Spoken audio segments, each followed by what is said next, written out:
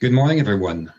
Bonjour à tous. Mon nom est Pierre Normand et je suis le vice-président Relations extérieures et communications à la Fondation canadienne pour l'innovation. On behalf of the chair of the board and the management team, it is my pleasure. Canada Foundation for Innovation. 23rd annual public meeting. Je vous souhaite la bienvenue à notre 23e assemblée publique annuelle. Et enfin, c'est notre première APA virtuelle. Notre événement se déroule normalement en personne à Ottawa. Alors, j'aimerais donc ce matin souhaiter la bienvenue à tous ceux d'entre vous qui se joignent à nous pour la première fois de tous coins du pays. Bon, quelques petites annonces logistiques. L'interprétation est disponible tout le long de l'événement et par défaut, la séance est basée sur la langue préférée dans votre profil Zoom. Cependant, vous pouviez l'ajuster à tout moment en cliquant sur le bouton « Interprétation » qui se trouve dans la barre des tâches en bas de votre écran Zoom. Au cours de la première, nous présenterons les résultats des activités de la FCI. To begin, we will have a video from Dr. Ingrid Pickering, who is the chair of the CFI. Par une vidéo du Dr. Ingrid Pickering, présidente du conseil d'administration de la FCI, dans laquelle elle présentera quelques faits marquants de notre dernier exercice financier. Ensuite, nous aurons une coupe vidéo de Dr. Roseanne O'Reilly Ronda, présidente directrice générale de la FCI, qui parlera de certaines de nos activités les plus récentes et de la direction que prendra l'organisation au cours des prochains mois. Courte période de questions suivra ces deux présentations.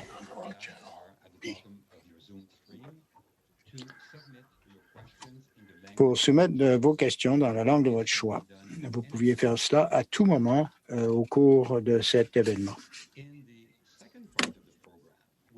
Dans la deuxième partie de notre programme, nous accueillerons le très honorable David Johnston, 28e gouverneur général du Canada, et le Dr. Catherine Girard, professeur de microbiologie à l'Université de Québec à Chicoutimi. Ils discuteront de la façon dont l'innovation canadienne peut être source d'espoir alors que nous continuons à faire face aux conséquences de la pandémie mondiale. Il y aura d'autres occasions de poser des questions à la fin de cette table ronde. Bon, sans plus en dire, on va passer au message de la présidente de notre conseil d'administration, Dr. Ingrid Pickering.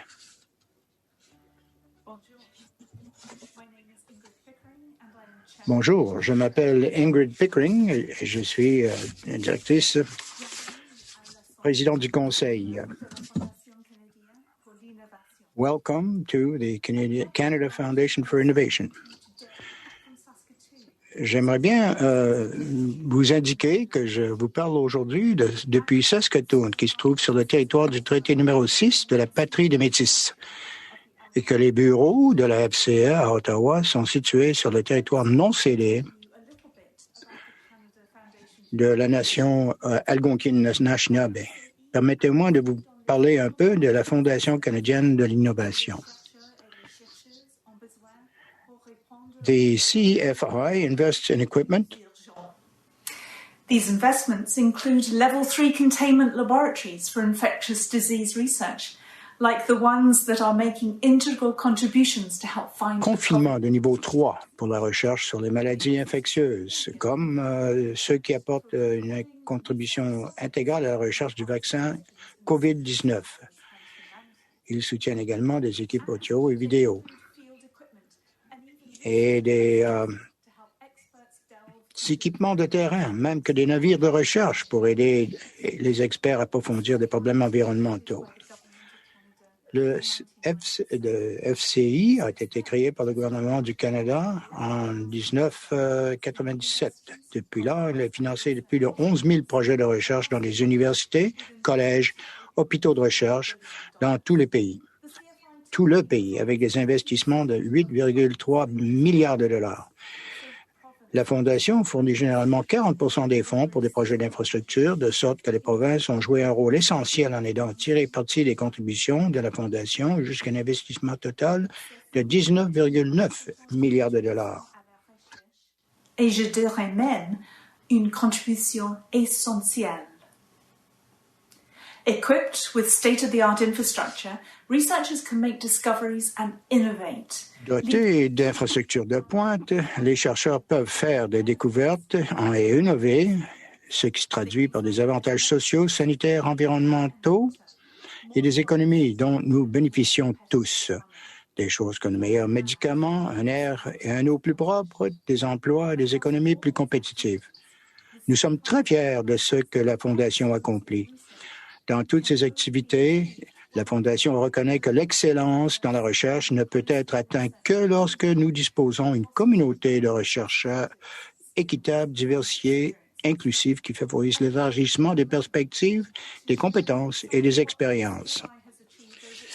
J'aimerais prendre un moment pour vous faire part de certaines réalisations au cours de son dernier exercice financier qui a débuté le 1er avril 2019. Vous pouvez trouver plus de détails dans le rapport annuel qui sera affiché plus tard aujourd'hui sur innovation.ca. L'année, en fait, a débuté par le lancement d'un nouveau concours de 400 millions de dollars de fonds phares pour la Fondation, le Fonds d'innovation. Au cours du dernier exercice, la Fondation a également investi plus de 140 millions de dollars dans 540 projets de recherche par l'entremise de fonds des leaders, John Evans, qui aide les universités à attirer et à retenir des chercheurs de talent, et un fonds d'innovation université-industrie qui favorise l'innovation dans les entreprises. L'année s'est terminée sur un exemple frappant de la raison pour laquelle il est important d'investir dans les infrastructures de recherche de pointe et de les entretenir.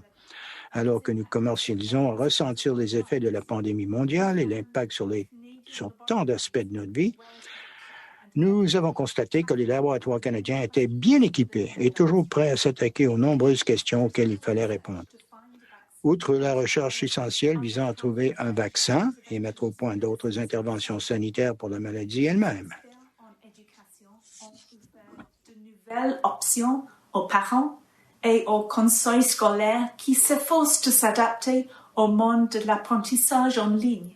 Material scientists and engineers retooled laboratory equipment. Les scientifiques et les ingénieurs en matériaux ont re-outillé les équipements de laboratoire pour aider l'industrie à produire des fournisseurs médicaux dont on a tant besoin. Innovant pour surveiller l'état de notre santé mentale dans des circonstances difficiles et stressantes et pour promouvoir les bonnes pratiques en la matière. Trying times remind us to be grateful. Les moments difficiles nous rappellent qu'il faut être reconnaissant. Le fait que ces laboratoires aient été créés et soient prêts à fonctionner dans les circonstances les plus urgentes nous rappelle brutalement que le Canada est un pays qui sait combien il est important de soutenir la recherche et d'utiliser pour guider, informer et relever les défis mondiaux. Merci de nous avoir écoutés. I wish you a successful meeting. Thank you, Dr. Pickering, for that excellent presentation. If you have questions for Dr. Pickering, she will be available after. Merci, Dr. Pickering, pour une excellente présentation. Si vous avez des questions pour elle, elle sera disponible après la présentation deuxième du Dr. Runte. Présidente directrice générale de la Fondation canadienne pour l'innovation.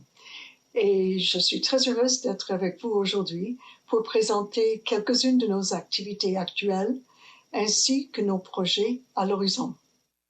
Cette année, notre défi le plus important était sans doute la pandémie, qui nous a empêchés de travailler au bureau, mais qui ne nous a pas empêchés de travailler depuis la maison avec efficacité.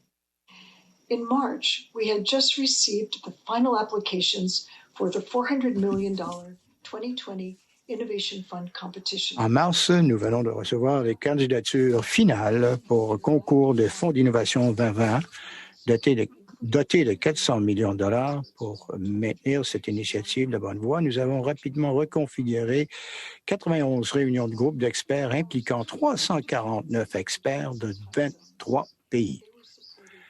Et celle-ci était appuyée par notre équipe TI. Tout le monde a travaillé ensemble pour s'assurer de l'intégrité et de la compétitivité même.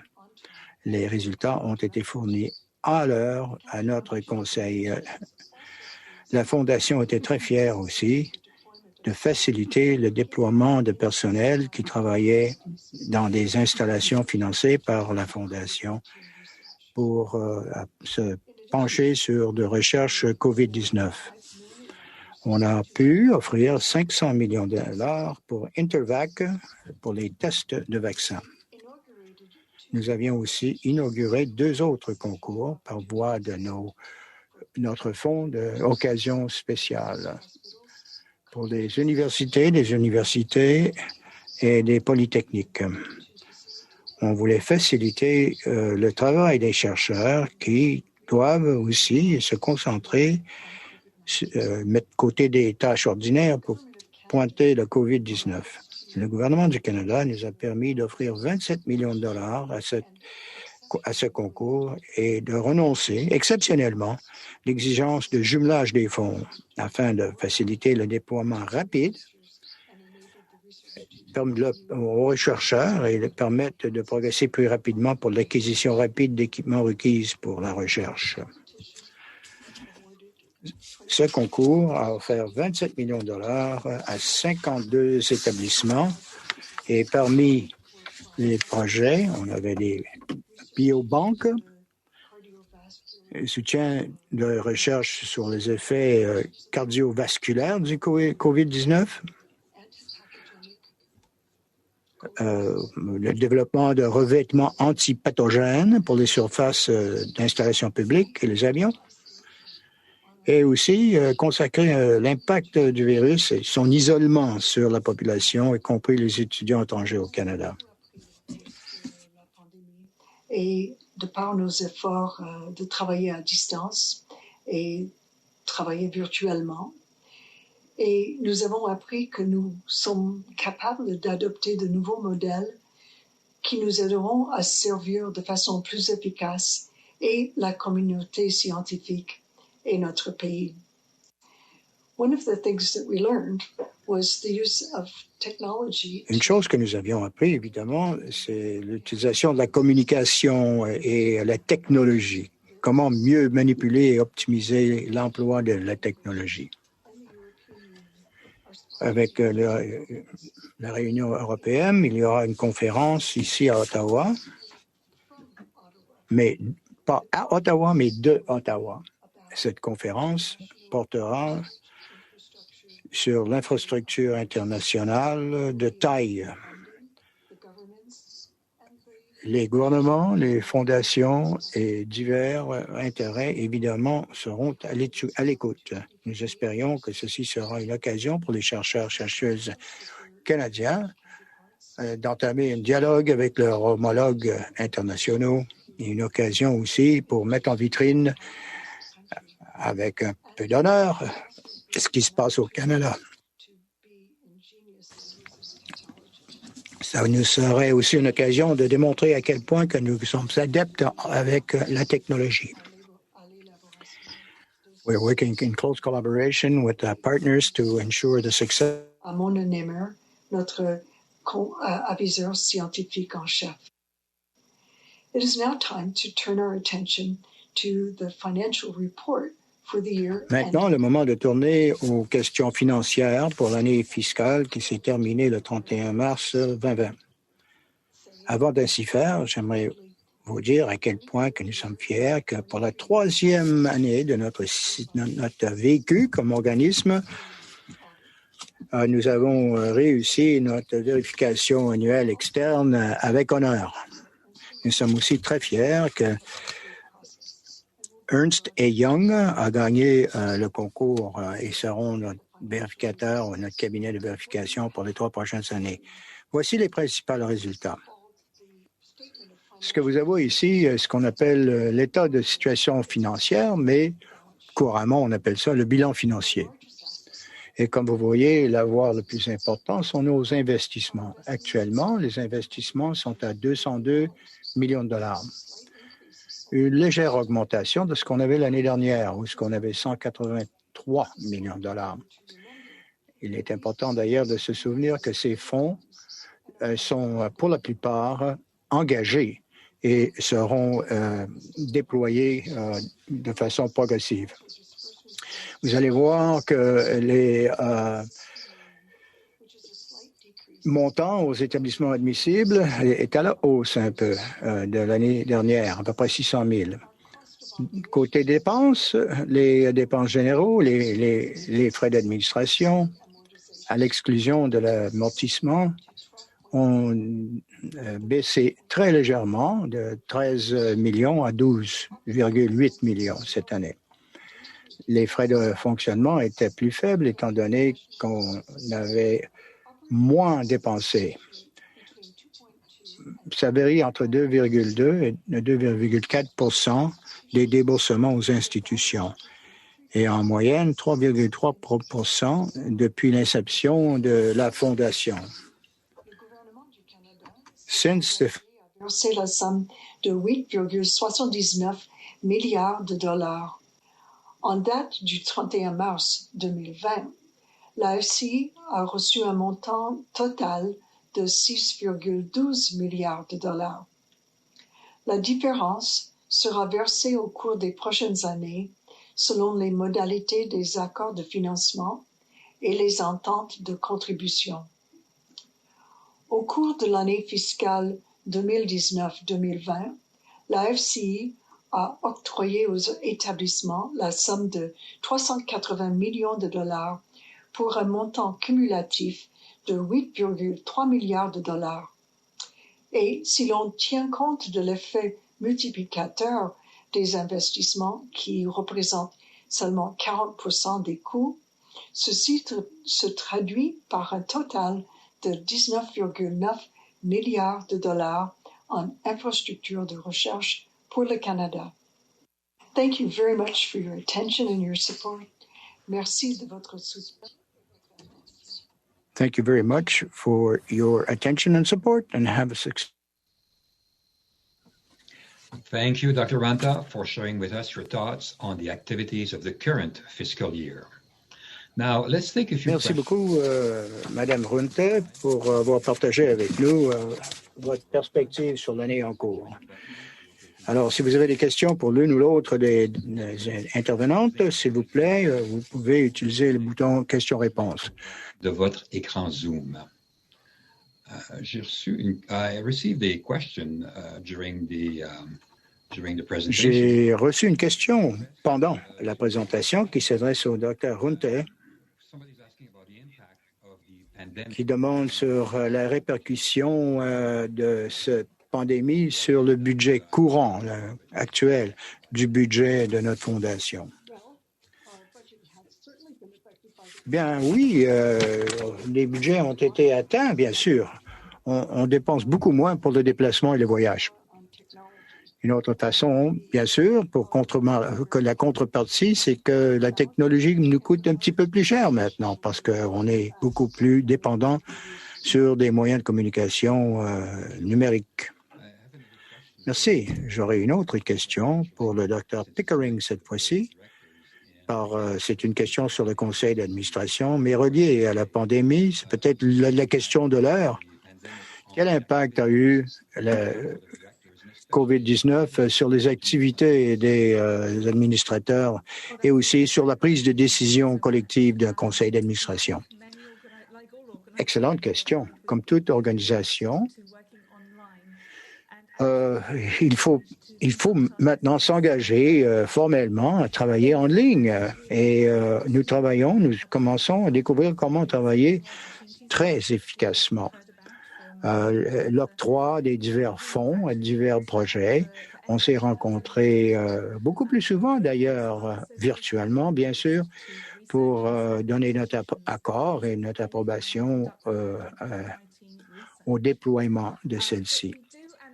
Et en respectant les délais de la fisc. Ce qui nous manque beaucoup plutôt, c'est l'occasion de visiter les projets, de voir qu'est-ce qui se passe en communauté, en université, dans les collectivités. Surtout discuter avec les étudiants qui sont vivement impliqués, participants dans la recherche. parce qu'il y a des fortes répercussions positives sur la collectivité. Aussitôt que c'est possible, on va reprendre nos visites. Thank you for an excellent question. Je cherche toujours des questions, s'il y en a, de notre public. Je vais attendre quelques minutes et ensuite, on va peut-être, vente aux enchères, une fois, deux fois, trois fois. C'est parti, on continue. Merci de vos questions. Bon, c'est maintenant mon plaisir de vous présenter notre panel d'experts. Microbiology à l'Université du Québec à Professeure de Chicoutimi. microbiologie à l'Université de Québec à Chicoutimi, où elle étudie l'écologie microbienne de l'Arctique en mutation. Et du permafrost pourraient libérer des microbes dans l'environnement, comment ceux-ci se dispersent dans des environnements en transition et leur impact sur les ressources nécessaires aux populations du Nord. Professeur Girard collaborates with Inuit partners in our work. Professeur Gérard collabore avec des partenaires inuits dans ses travaux et aide les chercheurs en début de carrière à établir des relations fructueuses avec des partenaires autochtones. Pour le savoir. Bienvenue, professeur Girard. Bonjour Pierre, merci. The Right Honorable David Johnston was our country's 28th Governor General. Le très honorable David Johnston, 28e gouverneur général du pays, avant son installation comme gouverneur, il était professeur de droit pendant 45 ans.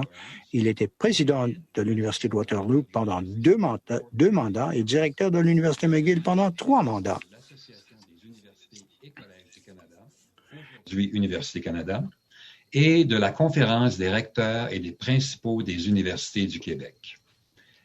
He is the author or co-author of more than 30 books on topics Il est aussi co-auteur de plus de 30 livres sur les sujets tels que l'innovation, fonction publique et l'histoire du Canada. Bienvenue, M. Johnson. Parmi vous.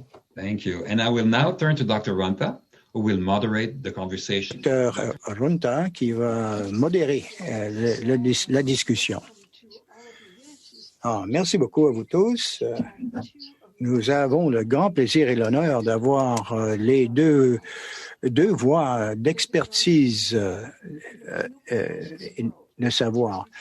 David Johnston, il n'y a personne que je connais qui a écrit autant de livres que lui et qui a eu une carrière aussi brillante et variée. Surtout lorsqu'il parle de l'unicité de ce pays, ce grand pays, le Canada. Et Catherine, en début de carrière, a déjà atteint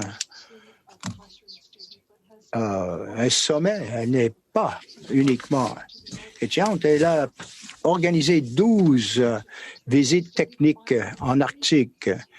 Elle a descendu dans le sud pour étudier la vie des abeilles de miel. C'est innovateur comme recherche et je vous remercie tous les deux pour avoir accepté notre invitation et de participer dans ce débat. En parlant de pandémie, évidemment, c'est la question du jour. On lit dans tous les journaux tous les jours qu'il faut vraiment se concentrer sur l'économie. Bon, c'est le contrepoint de la pandémie, si vous voulez. Le Canada est un pays vaste avec beaucoup de ressources naturelles. Et les meilleures ressources que nous avions, évidemment, c'est nos citoyens et citoyennes, le peuple canadien. Et une ressource très diverse, très riche.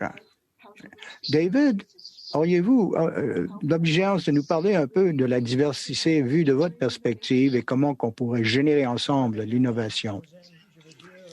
Merci à vous pour l'invitation d'être parmi vous. Je suis très heureux pour 2 raisons personnelles. Premièrement, j'ai beaucoup d'admiration pour la Fondation canadienne d'innovation avec 23 ans comme grande fondation pour la recherche et le développement ici au Canada. Et deuxièmement, parce que j'ai beaucoup de passion pour l'innovation. And it's so wonderful to have a chance to chat today. And in that so thoughtful introduction, you mentioned books, Roseanne, but you didn't mention des livres. Vous n'avez pas parlé de mes traités juridiques. Il y en a plusieurs, mais c'est vraiment des livres pour le chevet. Vous savez, si vous avez d'ennui à vous endormir, prenez un de mes textes juridiques. Bon, diversité auprès des Canadiens. Ben, il y a deux perspectives. On peut voir passer à l'innovation. Si une population est trop homogène, c'est très difficile, ça devient statique. Alors, ce qu'il faut, évidemment, c'est une incitation à l'action. Deloitte a fait une étude sur telle question, l'entrepreneuriat surtout. Alors, on parle de quoi? On parle d'entreprises qui peuvent passer de la diversité à quelque chose qui est exclusif. Ils peuvent attirer et retenir des talents. Ils sont beaucoup plus innovatrices parce qu'ils ne craignent pas d'essayer. La perception et les résultats, parfois, c'est pas tout à fait la même chose.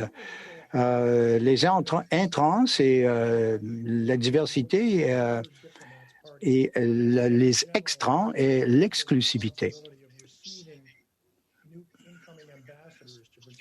Vous savez, dans mon monde, on avait la possibilité de rencontrer les nouveaux diplomates en arrivant au Canada. Il y a des cérémonies 1 ou 2 fois par mois pour assurer qu'il n'y a pas trop d'attente. Et on peut partager quelques conversations avec les ambassadeurs. Si vous allez à un événement, venez au gala, à la fête, à Rideau Hall. Et il venait patiner sur la patinoire la plus ancienne de tout le Canada, en effet, avec une donation avec une fabrique à glace artificielle. Ces gens n'ont jamais patiné de leur vie. Et il apprenait vite. Ou on allait en traîneau s'il y avait de la neige. Invité pour le banquet. Ensuite, il faisait la danse en carré, rustique un peu. Alors, on invitait à pas une danse, mais la danse. L'invitation de danser, c'est quelque chose. Alors, vous avez des diplomates de partout au monde faisant cette danse très traditionnelle. On avait des violonneux qui venaient chanter et encanter, en anglais comme en français, tous les mouvements qu'il faut faire, dos à dos, etc. Et les photos, mon Dieu, ces gens prenaient un tas de photos. Ils disaient, quel pays inclusif le Canada, franchement. Une autre anecdote, pas une anecdote, mais j'aimerais souligner l'importance de passer des résultats à la projection ou la perception des résultats.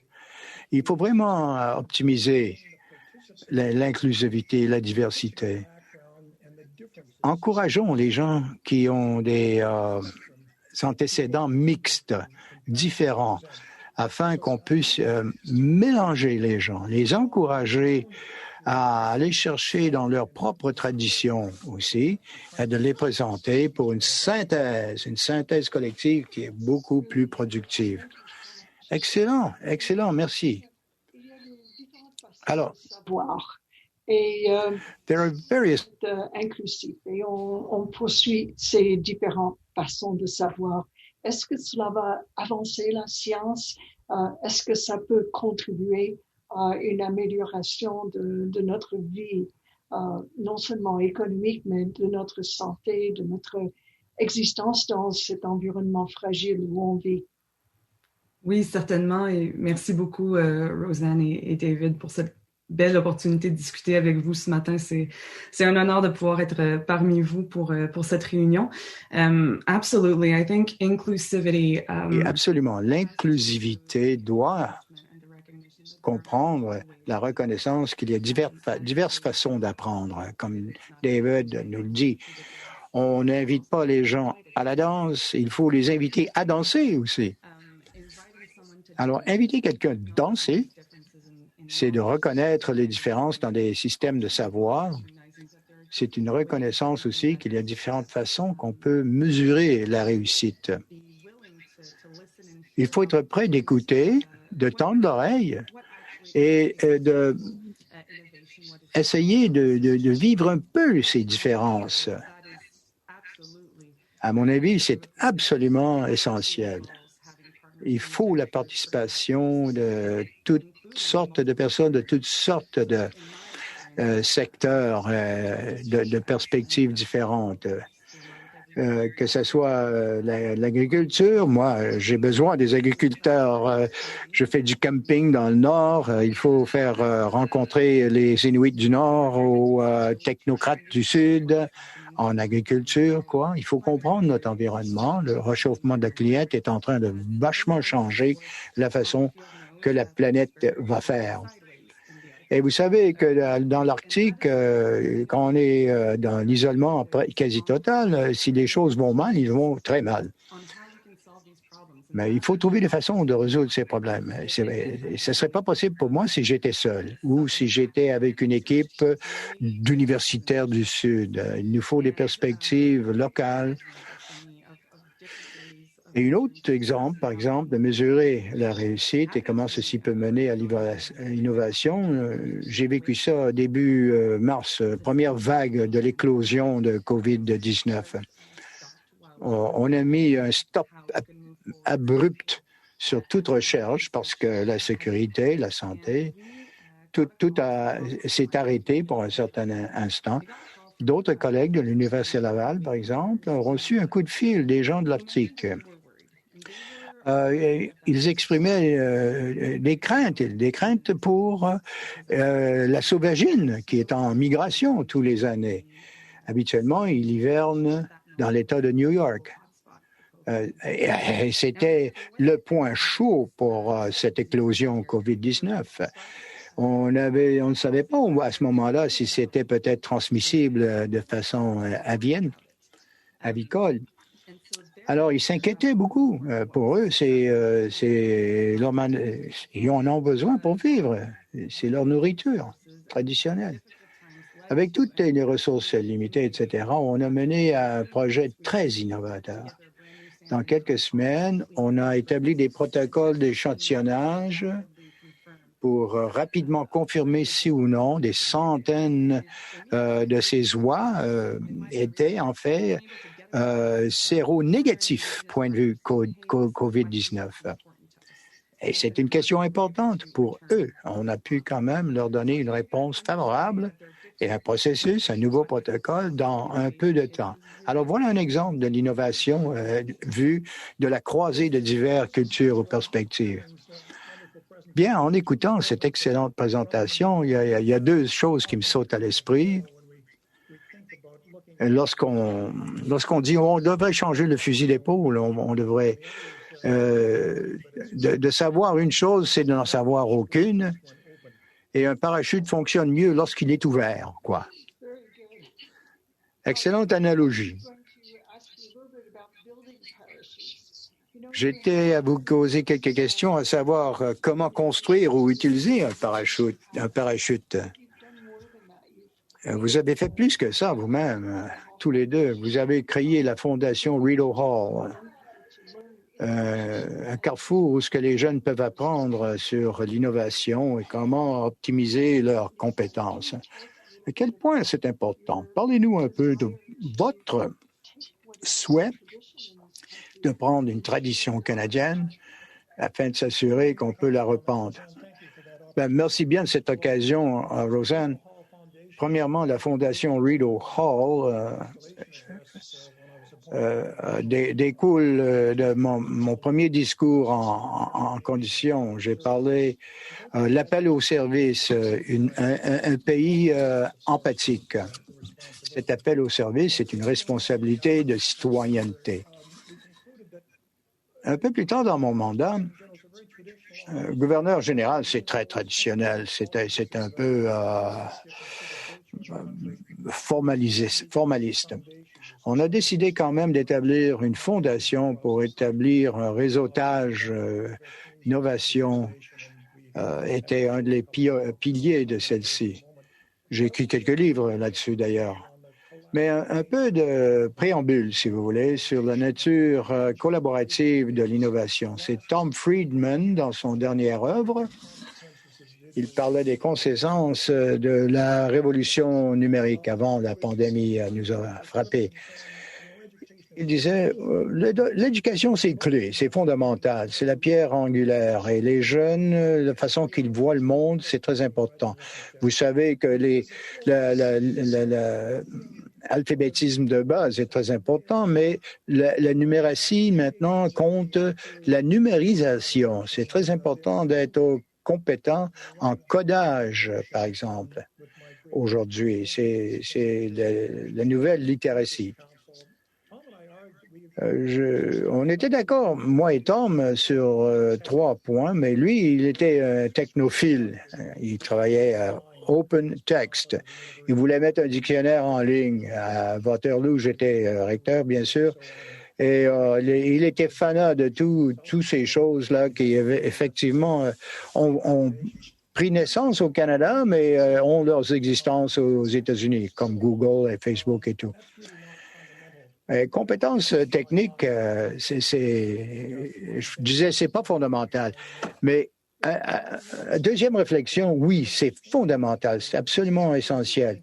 Les jeunes doivent comprendre qu'est-ce que c'est le codage. Le codage, c'est pas réparer une machine, là, c'est pas fixer des algorithmes. Non, c'est comprendre un nouveau langage.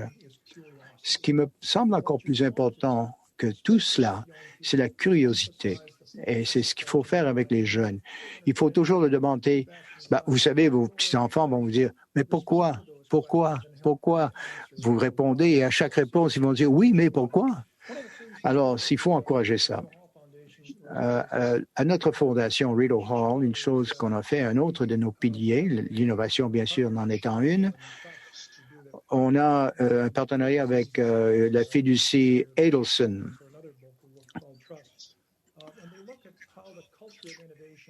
La culture de l'innovation est toujours sous la loupe au Canada, à la hausse, à la baisse, quoi. Avant la pandémie, 80% des répondants nous disaient que l'innovation est importante mais difficile. Et 71% des répondants concluent que ça vaut la peine, même que si c'était difficile. Nous croyons à l'innovation, mais nous avons des difficultés de le mettre en application. Alors, si on peut se sortir de notre paresse, si on peut dire, on a écrit un livre, on a identifié une centaine d'innovateurs, créateurs au Canada pour les reconnaître, pour les célébrer, quoi. On est arrivé à 100 très tôt. On n'avait pas une base de données, on l'a créé avec le Conseil canadien de recherche. Le 150e anniversaire en 2017, on a dit, 150, pourquoi pas? On a trouvé 297 et on a dit, non, on ne peut pas en mettre plus que 300 dans un livre. Alors, 297 personnages ont figuré dans cette œuvre, ce livre, et ensuite, on a créé un site web pour en ajouter quelques centaines de plus. Alors, voici la chose intéressante. On a créé une version juvénile pour ados et jeunes étudiants. Il se trouve dans toutes les bibliothèques scolaires au pays et en partenariat avec une des universités. On a préparé 1000 plans de leçons pour mettre en vitrine, pour que ce soit des personnages phares dans diverses discussions. Toute la numérisation de tout cela nous a permis d'établir toutes sortes de cursus. Comment qu'on peut enseigner l'innovation aux jeunes? Bon, pour conclure, on a eu tellement de plaisir à observer les experts enseigner l'innovation. On était à Waterloo à un point. En groupe de 3, les étudiants prenaient Alexander Graham Bell, le téléphone qui a été inventé au Canada, en vers 1885. Et on a demandé aux jeunes de préparer des annonces publicitaires pour la vente de ces téléphones à cette époque-là. Un deuxième projet, encore, c'est toujours des groupes de 3 ou 4 étudiants. Ils ont 9 ou 10 ans. On préparait le guide du propriétaire ou de l'acheteur pour ce téléphone maintenant. C'était très intéressant. Alors, encourager la curiosité, l'adosser à des résultats concrets avec un produit quelconque. Les jeunes adorent ça. Moi, je suis un passionné de l'innovation. Le président de l'Université de Toronto était un de mes héros, quoi, John. Et elle m'a dit, David, tu sais, si on pourrait encourager les gens d'être aussi enthousiastes pour la recherche que le hockey au Canada, ce serait fantastique. J'ai dit, oh, ben là, tu rêves en couleur, mais on a le droit de rêver.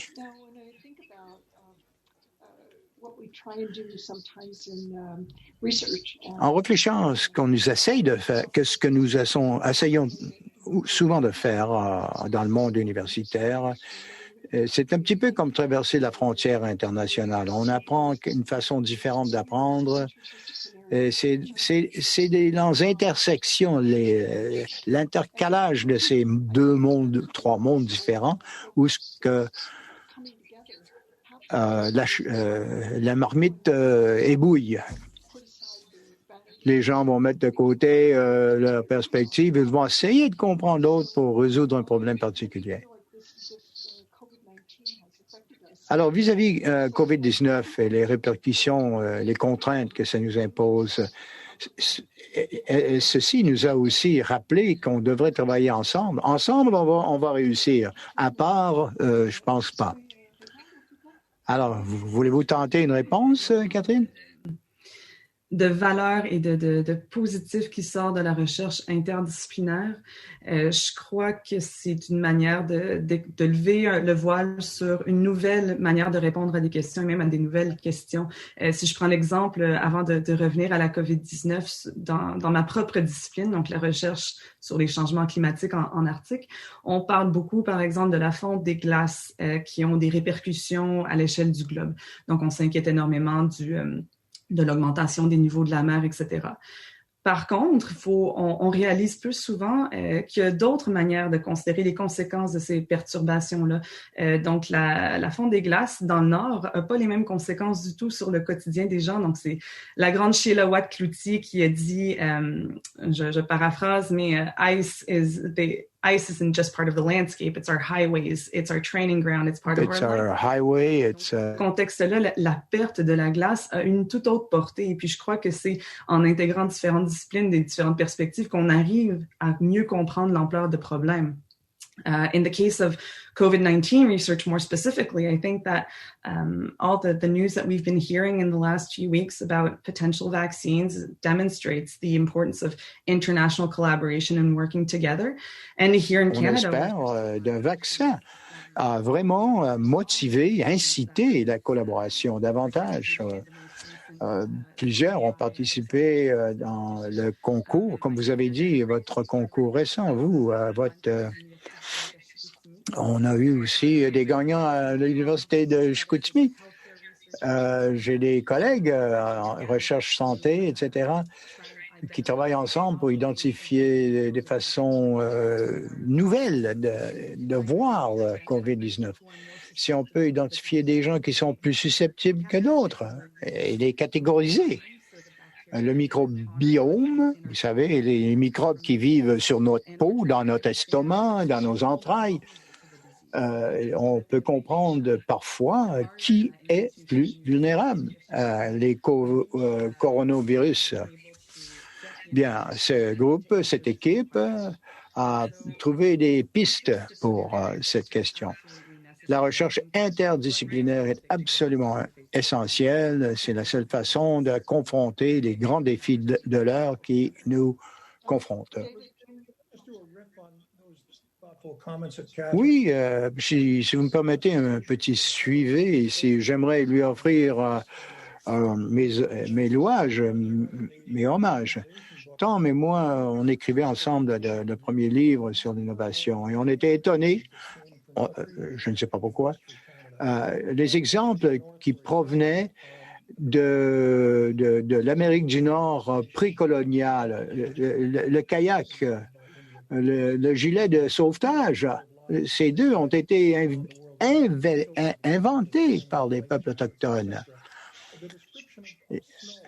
La description de la neige, vous savez, dans la culture inuite, il y a une vingtaine, une trentaine de mots pour quel genre de neige. Toute une grande gamme, une palette de descriptions. L'igloo même. C'est un design d'ingénierie tout à fait précis. La Fondation Rideau Hall, on a un prix Inspiration. Catherine nous aide aussi à promouvoir. C'est une fondation, 60 millions de dollars, qui appuie les aventuriers et les projets dans le Nord, dans le Grand Nord. Un autre élément, on a commencé le prix pour l'innovation au gouverneur général en 2016 et la première année, il y avait un chercheur de l'Université de Montréal qui avait développé un système de logiciel qui pourrait enregistrer les langues parlées qui ont qu'une version orale. Il n'y a pas d'écrit, il n'y a pas d'alphabet. On a capté alors la bande audio sonore et elle a pu, à partir de ces bandes, créer une grammaire, une syntaxe, et un dictionnaire et même une alphabet phonétique. Alors voilà des choses qu'on apprend si nos esprits, nos intellects sont ouverts, comme le parachute, quoi. Ça me permet aussi de parler de la collaboration et l'innovation vis-à-vis de la COVID. On va écrire un livre qui s'appelle Empathie. Empathie, c'est pas la sympathie. Empathie, sympathie, c'est que je suis triste parce que vous avez perdu une perte quelconque. Empathie, c'est je vais faire quelque chose pour vous aider à traverser cette impasse. Alors, empathie. Il faut passer de le moi à le nous. Il faut penser d'autrui. Il faut embrasser autrui. Et lorsque des situations se présentent, on vit dans une période très turbulente. Peter Drucker dit, en époque turbulente, le danger le plus important n'est pas la turbulence, c'est de traiter de la turbulence avec des idées du passé. Vous savez, la pire chose qu'il faut faire parfois, c'est de s'arrêter, se protéger, de s'embarrer et refuser de reconnaître ce qui se passe à l'extérieur. C'est un obstacle. Et ça prend beaucoup d'empathie. C'est-à-dire, faut se mettre dans les bottines de l'autre, c'est tout. Ça demande une grande collaboration. Très bien, David. Très bien dit. Bonne analogie. Là, ça me rappelle qu'on devrait donner l'occasion peut-être au public de poser des questions. Voilà, on va lancer l'appel aux questions. S'il y a des gens qui nous écoutent, sans doute, il y a quelqu'un qui a des questions. Et allez-y avec le chat ou le bouton questions-réponses. Je passe en onde, oui? Oui, on vous entend. Moi, j'ai une question pour Catherine. C'est pour voir qu'est-ce qui se passe dans le Nord pour la COVID-19. Quelle est la différence dans les répercussions, les conséquences, les séquelles du COVID dans le Nord? Évidemment, ça va être variable parce que chaque région est différente, mais superbe question. Et comme chercheur dans le Nord, on y réfléchit souvent. C'est notre quotidien, quoi. Tout le long de cet été, habituellement, c'est le moment où nous allons faire des études sur le terrain. C'est une écologie très fragile très vulnérable vis-à-vis des contaminations virales. Alors, on n'a pas pu passer trop cet été. Mais aujourd'hui, nous voyons tellement de changements vraiment fondamentaux. Le COVID, oui, il y en a, mais le changement climatique est rampant. On a vu une tablette de glace qui a complètement s'est complètement déconfiturée au mois d'août. Les glaces ont brisé. On a perdu des kilomètres carrés de glace. C'est le moyen de transport, n'oublions pas. Alors, comment être innovateur et passer à des projets de recherche importants? I think it's a great... Pour la communauté de recherche, de réfléchir à comment on peut améliorer nos propres pratiques. Donc, ça fait plusieurs décennies qu'on discute avec nos partenaires du Nord, nos partenaires autochtones, sur comment on peut faire de la recherche par le Nord pour le Nord. Comment est-ce que la science peut servir les intérêts des populations, des territoires. Et je crois que c'était difficile cet été de ne pas aller sur le terrain, mais c'est une opportunité qui nous montre à quel point on peut collaborer en fait et trouver des manières de partager le pouvoir qu'on a avec nos partenaires nordiques. Donc certainement, la science n'arrête pas. On peut continuer à collaborer avec nos collaborateurs. Donc j'ai plusieurs amis dans le Nord qui sont très très occupés en ce moment parce que pour eux, la recherche n'arrête pas. Ils continuent l'échantillonnage, continuent les analyses, partagent leurs données avec leurs collaborateurs universitaires du Sud. So I think this has been a real eye-opener, in fact. Initially, it was jarring. C'est vraiment quelque chose qui m'a éveillé un peu. C'était un petit peu épeurant de ne pas être en mesure de visiter les lieux de recherche, et de faire confiance à autrui. Mais en effet, ça a bien marché. Oui, évidemment, je pense que cette pandémie a modifié la façon qu'on fait de la recherche dans le Nord. Et alors, une question supplémentaire, nous parlions des scientifiques citoyens ou des citoyens scientifiques. Et on a besoin de ces gens. Ils sont sur le terrain, c'est notre espion sur place, si vous voulez. C'est notre mandataire dans un sens. Alors, comment peut-on optimiser l'utilisation des citoyens scientifiques dans le Nord? Vous vous en servez? Mais oui, absolument. Absolument. On en a beaucoup appris aussi avec leurs services. Il faut engager avec les citoyens. Ils participent dans la recherche et ils vont interpréter ce qu'ils voient, vous savez. Peut-être pas formel dans une thèse ou un livre, mais quand même, c'est nous qui sommes en rattrapage, quoi. David a visité le Nord beaucoup, je pense. Et vous avez beaucoup de connaissances et beaucoup d'amis dans le Nord. Et on contribue tous à la science. C'est un privilège. Vous avez parlé de service, de voir une perspective avec un nouvel œil. Vous avez parlé de danser et de danser ensemble, quoi. Vous avez fréquenté le milieu universitaire pendant des décennies. Il y a eu des crises peut-être pas aussi globalisées qu'une pandémie comme COVID-19, mais est-ce qu'il y avait des occasions, des crises, des instants d'embouteillage peut-être qui ont forcé les gens à travailler ensemble de façon collaborative et qui ont fait ses preuves? Oh, oui, absolument, beaucoup, beaucoup. Écoutez, je suis en sabbatique de mon cabinet d'avocat. C'est une 60aine d'années lorsque j'ai rentré là, petit garçon, un blanc-bec. Mais l'université, vous savez, la théorie d'une université, c'est excellent.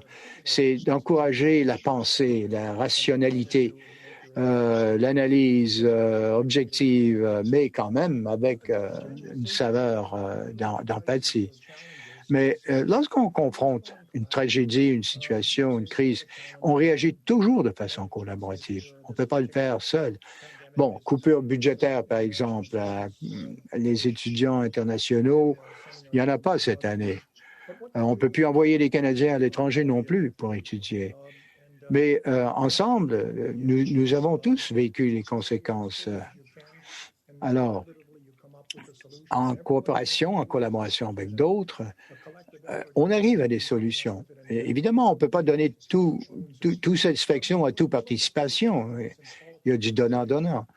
Si nous regardions l'humeur de la politique aujourd'hui, il faudrait peut-être un nouveau parti politique qui est axé sur la patience, la vérité, la tolérance. C'est comme ça qu'on confronte une crise et qu'on la surmonte. C'est pas comme Moïse qui monte le mont et puis il redescend avec les tablettes, avec les commandements, quoi. Une question de crise, typiquement, mais j'aimerais revenir à ce qu'avait dit Catherine sur le Nord et cet apprentissage. Le prix maximal l'année dernière, $1 million, je pense, était pour l'éducation de petite enfance, où le Canada est un pionnier. Et les nourrissons jusqu'à, je ne sais pas quoi, 7-8 ans, apprennent de façon différente. On n'en sait pas assez encore là-dessus. Il y a 2 jeunes femmes à Pond Inlet, l'île Baffin, nord-nord-nord, ont terminé leurs études à Iqaluit et dans le sud par après, au collège arctique aussi à Iqaluit. Ils ont rentré dans leur village natal, ils ont commencé une crèche pour prendre des nourrissons, des petits bébés là, jusqu'à l'âge de la maternelle. Et c'était la méthode Montessori d'éducation. La méthode Montessori insiste qu'on parle dans la langue maternelle. Mais Montessori, c'est l'apprentissage, l'exploration, l'autonomie d'explorer, etc. En Inuktitut. OK, bon. On a établi un 2e centre pour l'éducation de petite enfance à Iqaluit, d'une fois de plus, utilisant des diplômés de collège arctique. Et on a étendu ceci dans les 14 hameaux de Nunavut, 14 collectivités hameaux, quoi. En Inuktitut, utilisant les méthodes Montessori, utilisant le milieu et l'environnement et le contexte local. La chose qu'on fait dans les écoles lorsque c'est régimenté, c'est on leur apprend comment ne pas apprendre. Alors, parfois, en réponse à une crise, la crise, disons, de changement climatique, ça démontre clairement que les Canadiens sont très bons collaborateurs. Un des premiers, c'était, le gagnant était Jeff Laws. Il est ingénieur et c'est les piles ou les batteries lithium, les ions de lithium. Ça fait une batterie, une cellule, qui est moins chère, plus robuste, plus longue vie et moins coûteuse. Et il est impliqué maintenant avec Tesla, qui évidemment fait non seulement les piles, mais aussi les voitures, quoi, l'automobile. L'année dernière, le prix Nobel en chimie a été gagné par 2 théoreticiens de cette batterie lithium-ionique. Mais Jeff aurait dû être le 3e gagnant de ce prix parce qu'il a contribué, c'est un peu comme Rutherford McGill dans les années 90 avec sa théorie de la fission atomique. Il a gagné un prix en Angleterre, mais les applications ici au Canada, il inclut cobalt, les dispositifs médicaux là, pour les traitements de cancer. Nous sommes tous innovateurs au Canada. Les Canadiens sont forts inventifs. Le défi, bien sûr, c'est de le commercialiser. Je veux vous remercier tous les deux. C'était une inspiration. Il n'y a aucun autre mot qu'on peut dire. On ne peut pas vous écouter, vous entendre sans vouloir aller à l'attaque sur la piste de l'innovation. Nous avons des champions de l'innovation au pays, comme vous deux, quoi. Et vous nous inspirez. Merci énormément, du fond de mon cœur, à tous ceux qui nous écoutent. The pleasure was all mine, Roseanne. Thank you. Merci. Et je vais me joindre à Roseanne pour remercier nos panélistes pour une conversation vraiment des plus stimulantes ce matin. C'est vraiment un plaisir de vous entendre tous les deux en conversation. And also a very special thank you to all our speakers. Aussi, un remerciement tout à fait particulier à tous nos participants, Dr. Pickering, Mme Hunte, Catherine, bien sûr, et notre gouverneur général. Si vous voulez plus d'informations, vous pouvez visiter notre site web pour notre rapport annuel, innovation.ca, anglais comme français. Et avec ceci dit, nous avons conclu formellement le 23e Assemblée publique annuelle. Merci d'avoir invité. Have a great day, everyone. Bonne journée à tous.